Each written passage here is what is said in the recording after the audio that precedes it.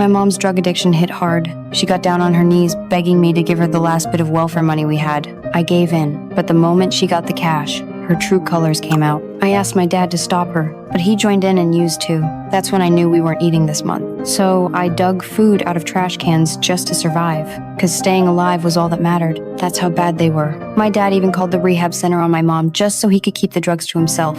If I didn't want to rot in this life, I had to study. But my dirty clothes and messy appearance made me an easy target for bullies. I only went to school 5 or 6 days a month. On the day of the final exam, my teacher assumed I knew nothing and worried my smell would distract other students. She tried to take my paper away, but I refused. The test was too easy for me. When the results came out, she handed me clothes and treated me differently. I had scored a perfect 100. She asked how I did it. I told her my neighbor, who often dug through trash, would bring me any books she found. I loved reading them. The teacher said I was a genius, told me to come to school every day and take better care of myself. I wanted to, but at home, the bathtub was filled with filthy water and the drain was clogged. Just like my life. When I happily went to show my mom my perfect score, her face didn't light up. She'd kicked her drug habit, but caught HIV. She left me and my dad for good. Think my life was tragic?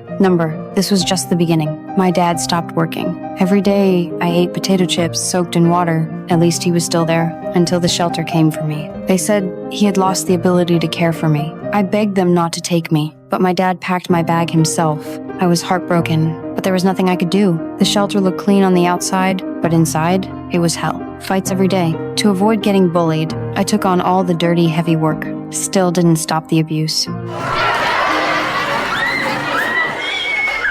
I suffered there for 3 years. My mom died. My dad ended up in a shelter too. I refused to let my life rot away. With the help of my old neighbor, I got into a private high school. To catch up, I had to work harder than anyone. I studied day and night, never wasting a second, even while working part-time. With nowhere to sleep, I rode the subway. 1 round trip took 70 minutes. 4 trips, and it was time for school to open. It was exhausting, but peaceful. One day, the principal took the top 10 students to visit Harvard. By then, I was ranked number 1 in my school. Looking at the grand buildings and polished students, I wanted to be there so badly. But my part-time pay couldn't cover the tuition, so I started searching for scholarships. I found one from the New York Times, $12,000 a year, 4 years total. Over 3,000 applicants, only 6 winners. The essay prompt: your most important life lesson and how you faced and overcame challenges. It felt like it was written for me. I spent 4 months perfecting my essay. On my 18th birthday, the final day to submit, I handed it in. It wasn't just an application.